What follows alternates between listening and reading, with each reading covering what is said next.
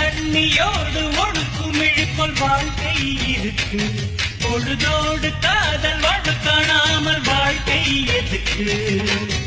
முட்டுக்களை அழுத்தா தீத்துளி